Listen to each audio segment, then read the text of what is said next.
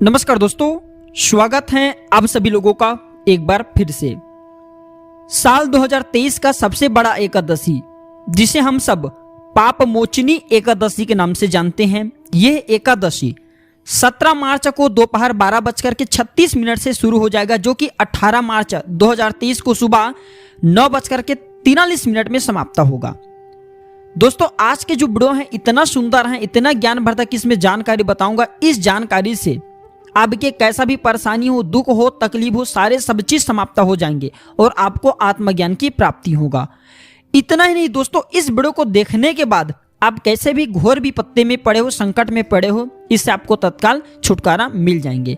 दोस्तों, पाप मोचनी एकादशी व्रत की कथा भी बताऊंगा। इस दिन क्या करे क्या ना करे ये भी जानकारी बताऊंगा, क्योंकि भगवान श्री कृष्ण ने स्वयं नारद जी को एवं युधिष्ठिर जी को कहे कि पाप मोचनी एकादशी व्रत के इस कथा को अगर निर्बुद्धि भी सुन ले तो बुद्धि वाला हो जाता है।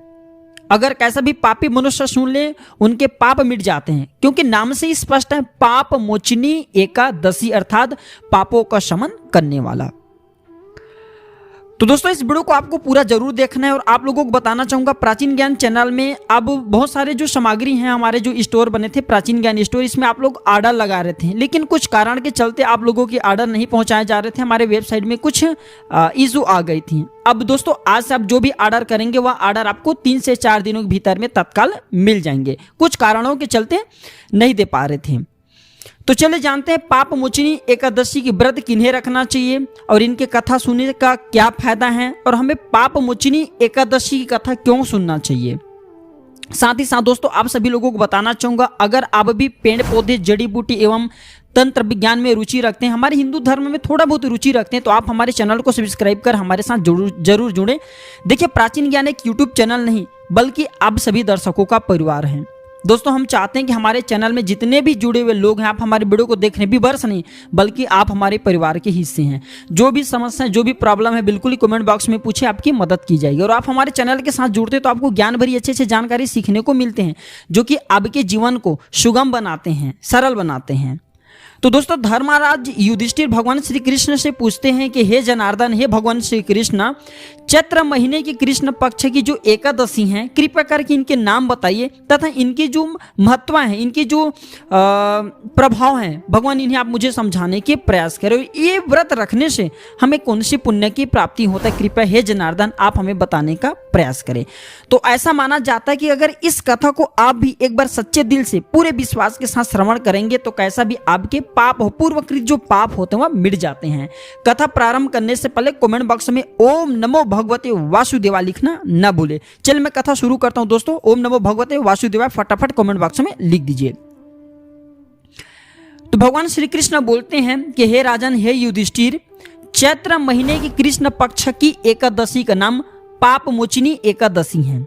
इसके व्रत के प्रभाव से मनुष्य के सभी पापों का नाश होता है। ये सब व्रतों से उत्तम व्रत हैं। इस पाप मोचनी एकादशी के महात्म्य के श्रवण व पाठ से समस्त पाप नाश हो जाते हैं।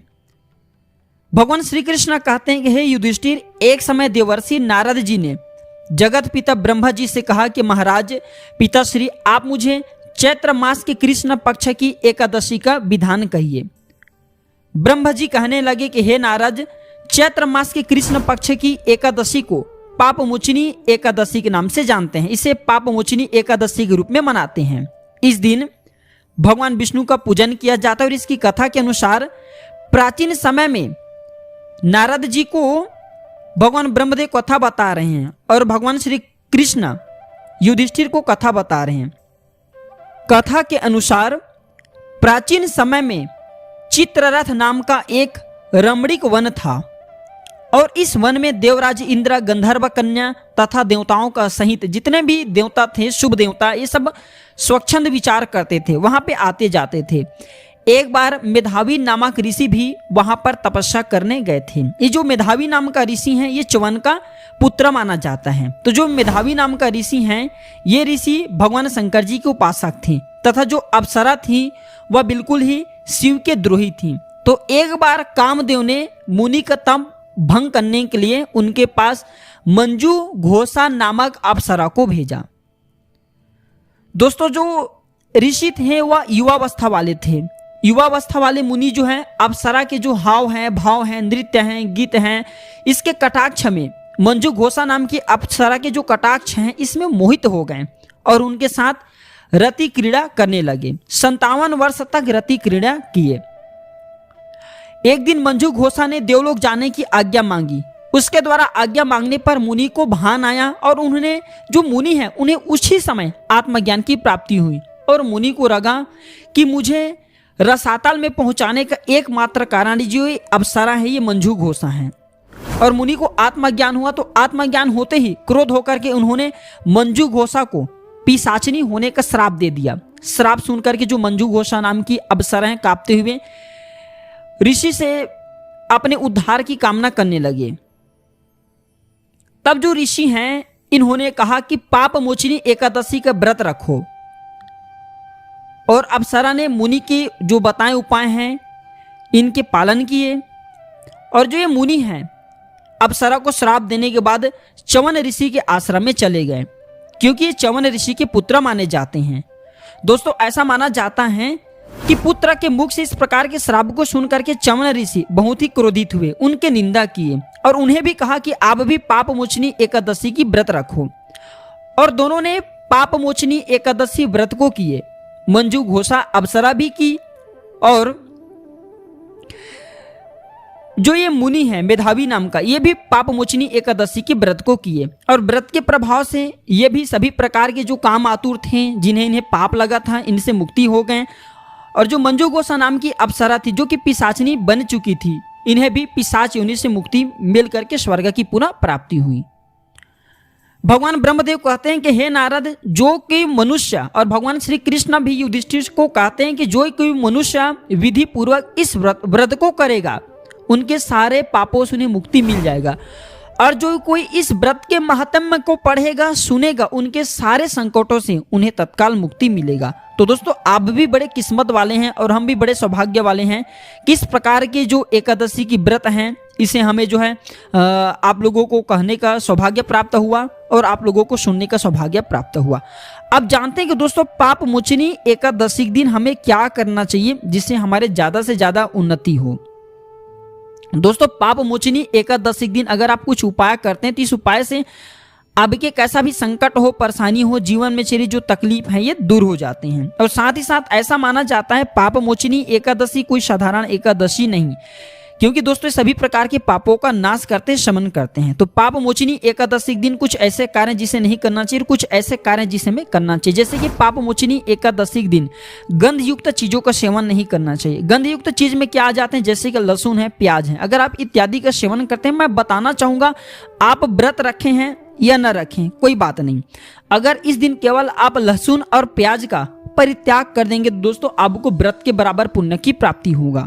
क्योंकि दोस्तों ऐसा माना जाता है जिनके हृदय में सच्चे भाव हो इन्हें व्रत रखने की भी जरूरत नहीं होती। भगवान के प्रति आपकी भक्ति बिल्कुल एकदम प्रबल है, निर्मल भक्ति है। तो दोस्तों इस दिन लहसुन और प्याज के बिल्कुल ही गंध युक्त चीजों का त्याग कर देना, अन्यथा आप भी पाप के भागीदारी बन सकते हैं। इस कथा को सुनने से जो फायदा मिलेंगे वो फायदा आपको नहीं मिल पाएंगे फिर।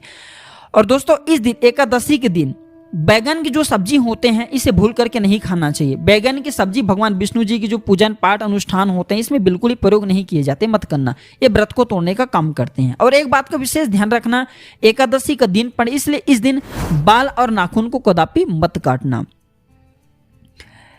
और एकादशी के दिन हमेशा याद रखना, कभी भी तुलसी के पत्ते नहीं तोड़ना चाहिए। जो तुलसी के पत्ते हैं एकादशी के दिन और पीपल के पत्ते हैं ये नहीं तोड़ना चाहिए। बहुत से लोग अज्ञानवश तुलसी के पत्ते भी तोड़ लेते हैं, पीपल के पत्ते तोड़ लेते हैं। क्योंकि दोस्तों इस दिन तुलसी मैया भी एकादशी की व्रत रखती हैं। और पीपल की वृक्ष के पत्ते क्यों नहीं तोड़ना चाहिए, क्योंकि एकादशी के दिन भगवान नारायण साक्षात माता लक्ष्मी जी के साथ में पीपल के वृक्ष में निवास करते हैं। तो इसलिए अगर इसके पत्ते तोड़ते हैं तो भगवान को दर्द होती हैं। इसी के साथ दोस्तों मैं आप सभी लोगों को बताना चाहूंगा पाप मोचनी एकादशी के दिन, क्योंकि जौ को जो जौ नाम हम सब बोलते हैं ना, जैसे कि जौ के बाद ही दोस्तों आप सभी लोगों को बताना चाहूंगा जौ के बाद क्या बनते हैं, गेहूं बनते हैं। तो जो जौ होते हैं ये में जो महर्षि मेधा इनके शरीर से उत्पन्न हुआ है, इसलिए एकादशी पर जो जौ का सेवन होता है ये भी मत करना। हाँ, अगर आप भगवान विष्णु को अत्यधिक प्रसन्न करना चाहते हैं तो इस दिन भगवान विष्णु को जौ जरूर अर्पित करना। भगवान विष्णु जी की मूर्ति नहीं है घर में, कोई बात नहीं, परेशान नहीं होना, जा करके पीपल के वृक्ष के नीचे में, तुलसी मैया के नीचे में जौ अर्पित कर देना। जो जौ है महर्षि मेधा के शरीर से उत्पन्न हुआ था और महर्षि मेधा भगवान विष्णु को बहुत प्रिय हैं। चलिए दोस्तों, इस दिन जानते हैं कि आप लोगों को कौन से कार्य करना चाहिए जिससे शीघ्र ही आपकी सभी प्रकार की मनोकामना पूर्ण हो और आपको जीवन में बहुत सारा तरक्की प्राप्त हो। तो इस दिन हो सके तो क्रोध का त्याग कर देना, मधुर वचन बोलना, और इस दिन हो सके तो कम ही शब्द बोलने का प्रयास करना। मैं तो बोलना चाहूंगा मौन रखें, जितना ज्यादा मौन रखेंगे उतना ही ज्यादा आपको आत्म कल्याण होगा और आपको आत्मज्ञान की प्राप्ति होगा। एकादशी के दिन अगर आप उपवास व्रत रखे हैं तो इस दिन भगवान विष्णु जी को अब जो दोस्तों चुटकी भर हल्दी जरूर अर्पित करना। भगवान विष्णु जी की तस्वीर उनके सामने में हल्दी अर्पित कर दीजिए, नहीं है तो कोई बात नहीं, शाम के समय में पीपल वृक्ष के नीचे में जाना, थोड़ा सा हल्दी अर्पित कर देना। हल्दी अर्पित करने से भगवान नारायण बहुत प्रसन्न होते हैं, आपके सभी प्रकार के पापों को धो देंगे। और ऐसा माना जाता है एकादशी के दिन पीपल में मीठा जल चढ़ाने से और शाम के समय पीपल की जड़ में घी का दीपक जलाने से सभी जितने भी जीवन में आपकी बाधा आ रही होती है, परेशानी आ रही होती है, इनका सब भगवान विष्णु जी समन करते हैं, नाश करते हैं। एकादशी के दिन रक्षा सूत्र तुलसी मैया पर जरूर बांधे। अब इसका मैं बेनिफिट बता रहा हूँ, वीडियो को छोड़ करके मत जाना, अधूरे ज्ञान हमेशा खतरनाक होते हैं दोस्तों। अभी जो जानकारी बताऊंगा लाखों करोड़ों रुपए खर्च करेंगे फिर भी कोई नहीं बताने वाले। ये आपके जीवन को सुगम बनाएंगे, सरल बनाएंगे और ये आपको सभी क्षेत्र में सफलता प्रदान करेंगे, सुरक्षा प्रदान करेंगे। तो बहुत से लोग बोलते हैं ना कि गुरुजी हमारे शरीर में हमें बंधन चाहिए, आप ऐसा कोई उपाय बता दीजिए जिसे हम करें और हम मरघट में जा करके सो जाएं, कहीं भी जाएं, हमें जो है दोस्त किसी भी प्रकार का कोई परेशानी ना आए। चाहे आप जो दोस्तों इस रक्षा सूत्र को पहन करके बाघ के पास में जाएंगे वन में तो भी आपके बाल बांका नहीं कर पाएंगे। अब ऐसा नहीं कि जबरदस्ती जा करके आप उनके मुख में हाथ डालें, कहने का मतलब है कि आपको सुरक्षा ये प्रदान करेंगे। तो एकादशी के दिन तुलसी मैया पर आपको कच्चा सूत बांधना है। कच्चा सूत बांध सकते हैं, लाल कलर की धागे वो भी बांध सकते हैं, ये फिर जो मौली धागे आते हैं आप इसे भी बांध सकते हैं। तुलसी मैया की जड़ में तुलसी मैया डोलना नहीं चाहिए, हिलना नहीं चाहिए, तो तुलसी मैया की जो जड़ है उसमें कच्चे धागा या फिर मौली धागा बांध दीजिए और आपको उस दिन बंधे रहने देना है। तुलसी मैया की पूजा करना है, विधिवत पूजा कीजिए जो आपको बन पड़े। और इसके दूसरे दिन जो बंधे हुए तुलसी मैया के जो है पौधे पर, जड़ पर आपने जो मौली धागा बांधे, कच्चे धागे बांधे, जो आपसे बन पड़े वो धागे बांधे, वो धागे को आप जो दोस्तों अपने कलाई पर बांध लीजिए। इस कलाई पर जैसे आप इसे कलाई पर बांधेंगे, जिस भी क्षेत्र में जाइए, जंगल में जाइए, आपको सुरक्षा प्राप्त होगा। ये हमेशा आपको सुरक्षा प्रदान करेंगे, कभी भी आपके एक्सीडेंट, कभी भी जो दुर्घटना आपको नहीं होने देंगे, हमेशा आपको दुर्घटना से बचाएंगे। और रही बात अगर ग्रह नक्षत्र की पीड़ा आपको सताएंगे, वो भी आपके काबू में आ जाएंगे, अर्थात वो संतुलित हो जाएंगे। और दोस्तों इस दिन तुलसी की जड़ पर सिंदूर चढ़ाना न भूलना, क्योंकि तुलसी मैया इस दिन व्रत रखती हैं, तुलसी मैया बहुत प्रसन्न होती हैं। मीठा दूध अर्पित करना। तो दोस्तों ये कुछ छोटे छोटे उपाय होते हैं जो कि आपके जीवन को सुगम बना सकते हैं। तो दोस्तों आज की जानकारी बस इतना ही। अगर आप चाहते हैं कि प्राचीन ज्ञान की इस प्रकार की ज्ञान भरी और भी अच्छे से जानकारी आपको मिलती रहे तो चैनल को सब्सक्राइब कर हमारे साथ जुड़ सकते हैं। और अगर आपको लगता है कि इस वीडियो से बहुत से लोगों का भला हो सकता है, आपको लगता है कि इस वीडियो से लोगों का समाज कल्याण हो सकता है, तो इसे आगे शेयर करना न भूलना दोस्तों। आपके एक शेयर किसी के लिए अमृत जैसा हो सकता है। आज की जानकारी बस इतना ही। वीडियो देखने के लिए धन्यवाद दोस्तों, नमस्कार।